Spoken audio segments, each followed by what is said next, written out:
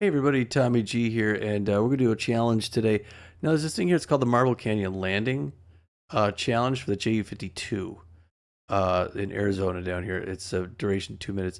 So it already shows up as green because I've done it, but essentially this is what it is. It's the landing at Marble Canyon. Now, the funny thing about this is it's got a whole flight plan from Page, Arizona to Marble Canyon. So the premise is we're at an air show, we take off in Page, and we land in Marble Canyon, and then there's a flight back or whatever, but we're just doing this one.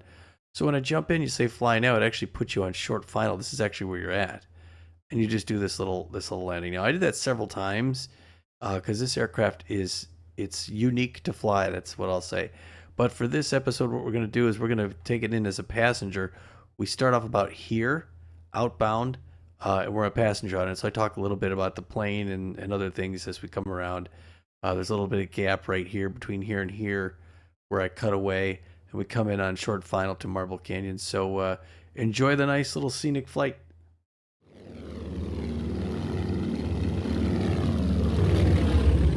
All right, so here we are leaving Page, Arizona, inside behind the cockpit of JU-52. You can look sort of see into the cockpit right there to see the controls.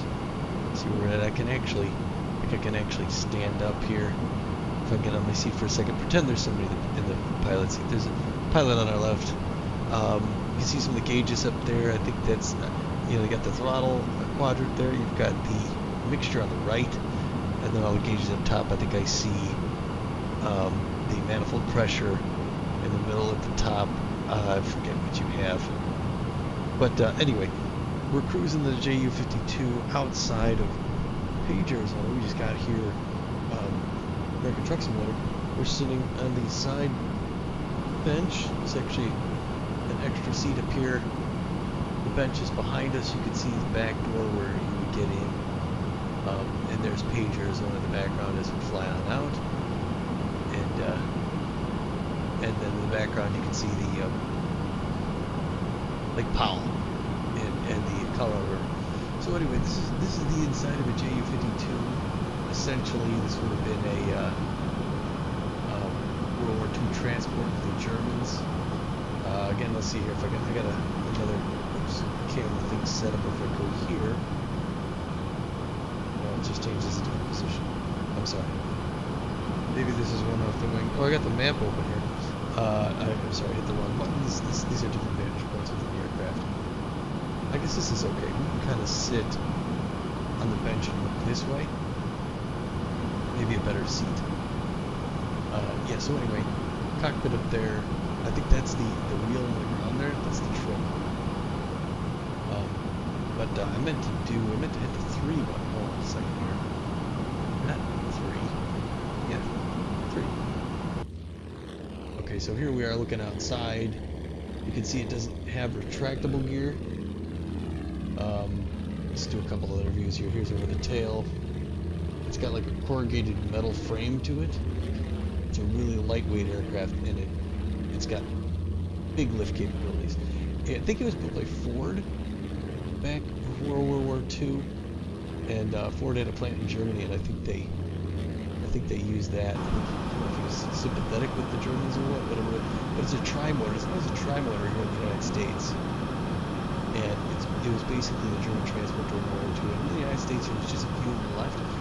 I know actually when I was a kid, they gave tri-motor, there was like 1 of 3 in the country that were operational. Of course, those are like pre-war models. It's like a silver kind of a skin and stuff like that. And they basically ran those out here. They did like air shows and everything like that. But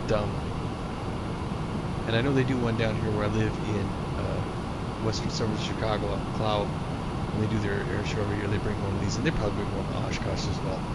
It's got these 3 engines, and essentially it's just it's a transport. But there's Page off in the background where we took off from. Sorry I missed the takeoff, but I had a problem with the playback. But anyway, we're flying out over here. Let me get some different external views. There's from the other wing. There's from behind us, the trailing. There's right behind us. That's the view you'd have if you were a Spitfire. and there's the pilot view, or the front view. Okay, anyway, we're back. I say, yeah, you can see the trim wheel moving there, and occasionally I will bring out the map, which I guess shows up in my lap here. I can't see exactly what that is. Here, let me get my hands out. Hold on, I've got my hands. I'll look out the window at the wing here, so you can see. I can point to stuff.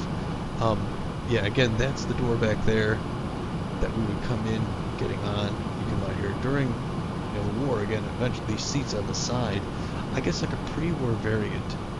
If you're talking about Ford putting these together, you would have bench seats facing forward for passengers, like in the 30s.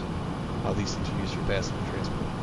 During the war, presumably, yes, this is going to be bench seating on the sides because there's going to be Fallschirmjäger transport. So essentially the pilot would be up there. I think some later models had a gunner port up top, because I think in IL-246 I flew up there with Matt in one of those.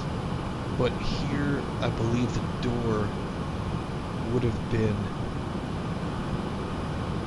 I think it would have been off there to the back, probably on that side there, and the paratroopers would have come from front to back and dropped out. But we're going to stay inside the aircraft at this point, so I'm going to turn this way. Just put my arm in the window, look out. There's one of the 3 motors. I did not look up a whole lot on this aircraft before we took off. I just looked at because I actually flew this. What this is a, if you're wondering, it's a playback, a replay. I'm obviously in VR now, but I was in VR when I flew it as well. So I flew this. I found out the airspeeds you're supposed to stick to on takeoff and approach. I don't know what those, I can't remember if my right or left eye points at the thing, but that gauge off the engine there, I'm not sure what that is. If I have to guess, I'd say it's a fuel gauge. But I don't know. Because there's one up at the front, and you can't really see it from here, maybe up there just above the control panel in the middle. There's one off the front engine, and obviously one off the left there as well. And then I don't know what that gauge is on engine 1 on the left, but they all mean something to people who know how to fly these. For me, I just basically stayed within within my parameters. Okay, here's the map, kind of showing where the airplane was headed. We go out and just shortly we turn off to the right, and then yeah, and then we're gonna make a right turn and head on out towards our destination airport, which is sort of off in the valley, down in the Colorado River Valley, down into the northeasternmost reaches of the Grand Canyon. So you get to see my right turn here coming up, and after we make the turn, we'll make a pause, and we'll come back and we'll pick it up as we're coming down into the valley. But this is sort of just the desert west or south of Page. We came up to American Truck Simulator. We would come up around this, sort of past this area. But right here, normally these aircraft fly low, relatively low. I mean, they can fly much higher than this. But you got to remember the top of the Grand Canyon rim is at 7,000 feet above sea level. So here we're about 8,000 feet above sea level, and this plane could probably fly to 12,000, probably up near those clouds without a problem. But this would be a low, slow, sort of a joyride. So anyway, catch back here in a minute. Hold on a second, let me get to my views so we can take a look outside.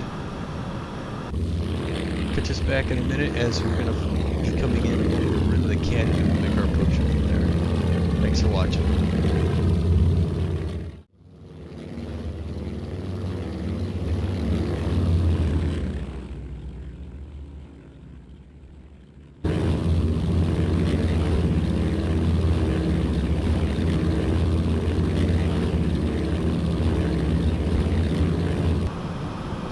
All right, here we are back inside. We are, as you can see, it's kind of low off the wing out here. We're getting closer to the ground. We're above the trees by a couple hundred feet. If you look off either side, the ground has kind of come up to meet us, and you're going to notice we're going to come over the lip of the canyon here in a minute, and then we're going to turn down in and make our approach. The airport we're going to land at is basically somewhere just off the leading edge of our wingtip there, down in the canyon. So as we make our approach, now here's a road heading up along the canyon towards Page. I'll bring the map out to kind of show you. I felt the hands buzzing, so this is where we're going to come over the lip of the canyon. This is sort of the lip of the canyon around here. It looks like a river, but this lip of the canyon, we're going to come in, make a descent, come out there, and then come back in and land. So that's kind of where we're at. Yeah, so this is a nice, it's a nice, easy aircraft to fly. So in flying this approach, what we did, I show you the front end, is the landing challenge. And you just start off on short file and make the landing. But it's part of a larger flight plan that leaves from Page and comes on out here as part of this sort of sightseeing air show tour in Page. So I thought we'd jump on this, take the whole flight. Now I can tell you about the flight characteristics, a few things about this aircraft. First of all, the takeoffs, actually any operations on the ground, I thought I was having problems with the throttle. Because we're about to make our turn. You can see we're coming over the lip. We actually have some traffic off behind us to our left, although it's probably much higher. But we just came over the rim on the east side of the canyon. You can see it back there. Here we're gonna make our turn, and it's a pretty good view. That's pretty neat. And as we make the turn, we're roughly level. We are descending slightly, and we're gonna come down in. Now the airport is about, where my finger? No, I don't know, because I don't know if this is looking at my right or my left eye, but we're gonna make a descending approach right now, and then we're gonna level off, turn right, come on in. But anyway, what I was saying was I would push the throttle forward when I was getting ready to take off, and then I would release the brakes. We're bring the map again to kind of show where we're at. We're a little off, and we're going to go over this one. And all of a sudden the throttle would cut back. So I had to go to my settings. I'm like, something wrong with my throttle quadrant. And every time I do, I push it forward and go, and then it would pull back, and then push forward and pull back. And I realized there's a mechanism, at least on this model. There you can see I'm messing with the mixture a little bit, or the pilot is, I should say, and bringing the map back up to try and keep the course. But I realized that when you're on the ground, certain throttle settings, when you hit the brakes, it sort of pulls the throttles back automatically. So I had to be completely off the brakes for the engines to run up and actually do the takeoff. So that's one thing to learn about this. If you get Aerofly and you're flying this aircraft for any length of time, it's a good sightseeing aircraft. I mean, there's not like missions in this game, but it is. I mean, you can get some familiarity with it. If you're doing like IL-2, Sturmovik or something, and you want to fly this aircraft, there is a purchasable aircraft, but your dash on this one is a modern dash. You got modern gauges and stuff like that. So this is kind of the civilian 2025 air show variant, but you can fly around and do a lot of sightseeing in this thing. It's a fun aircraft. But anyway, so that was the takeoff. Landing. This thing, it's almost impossible to stall. This plane flies so slow. So you got to really watch your sync rate as you're coming in, and attempt to maintain a proper sync rate and maintain the proper airspeed on final. I cannot see what that gauge right there is telling me, but I'm confident the more I think about it that that's a fuel gauge that lets you know at a glance how much fuel you have in your tanks. But not certain. Just kind of, you'll see as we do our final approach, the flaps will come down first 25%, and then I think 50 max, And there you can start to see the airport on our tablet. We come in and bend and make that approach. Yeah, so on landing, you're just basically gliding in and watching your airspeed and trying to maintain about 500. I guess I don't know if it's foot or meter per second. I guess meters is 1,500 feet. I don't know. I eyeballed it when I came in. You'll see. I think it's a pretty good approach. But then it's really tough when you're on a short final because you have to be very careful with this thing. Aileron, just a little bit will start to turn you. It's like a giant Cadillac with loose steering. So you got to make really fine-tuned corrections and try and keep it as straight. And if you go off a little, just a little bit, because if you start doing that, you'll start oscillating back and forth, and it's going to be a ridiculous approach. It's easy to do with this if you're flying slow. And then when you go to touchdown, I found out that this aircraft sits relatively high, or higher than what I was expecting or used to. But I also think the runway is pitched upward as we approach it, so I think we end up landing on an uphill pitch. But either way, I think we made contact with the runway a little sooner than I thought. I think we do a one bounce.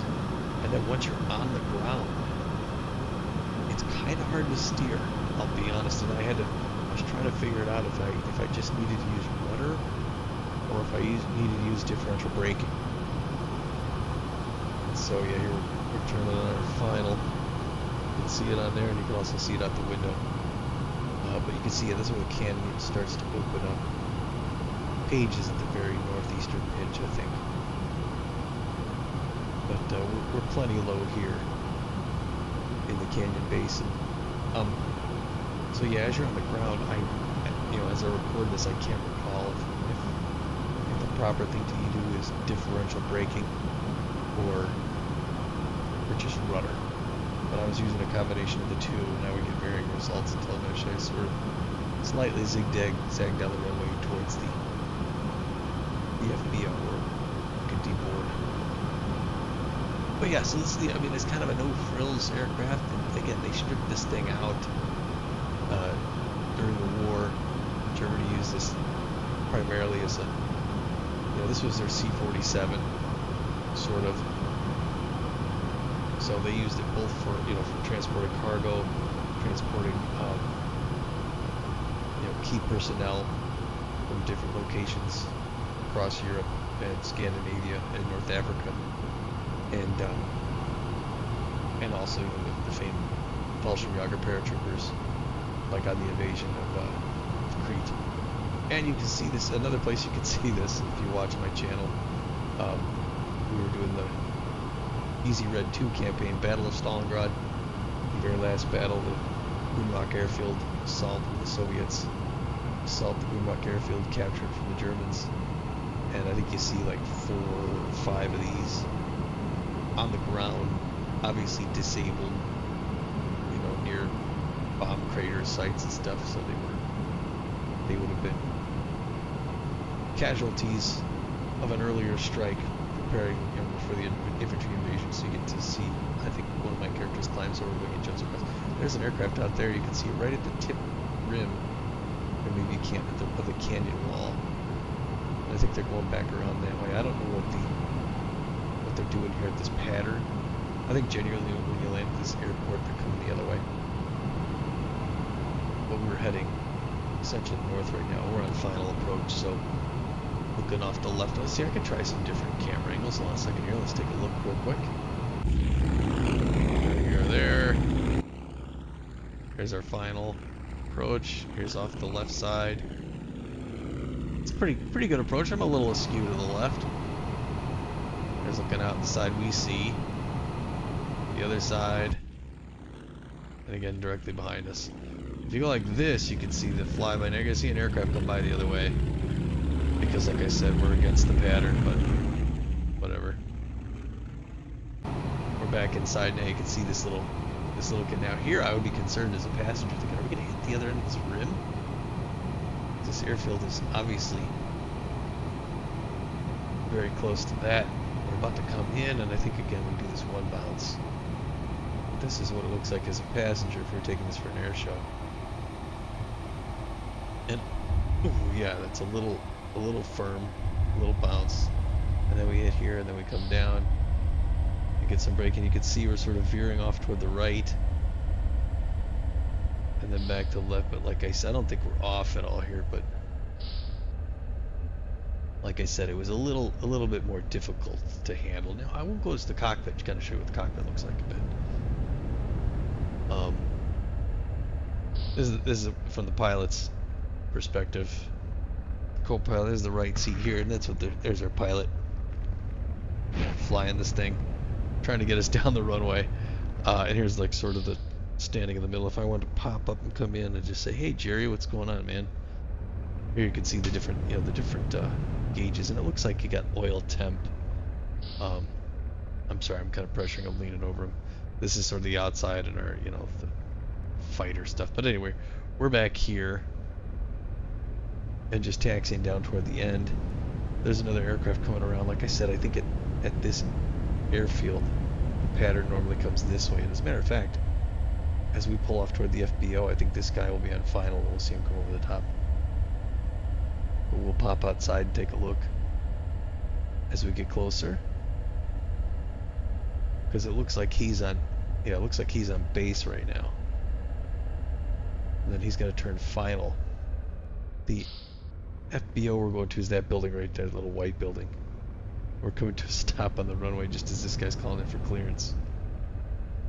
But the taxiway kind of comes off the end of the runway here. You can see the end of the runway right there. Here's the taxi. We're going to make our way down this little hill. But yeah, nice scenery if you can get it, right? Pretty darn cool. And again, I really like the trees, and I'll get a thumbs down for this video because I got somebody who stops by regularly to hate on Aerofly FS4, but not the most stellar graphics in the world, but not bad. I like it, and boy, it performs like a dream. All right, so anyway, thanks for watching, folks. Catch us next time here. There we are. This will be us standing on the ground at the FBO, sort of behind it, as they shut the engines down, and we're having coffee and talking with people. And I think we see this guy come in, do his final approach. And a 172. So you can fly in here if you want. All right, thanks for watching, folks. We'll catch you soon. Bye now.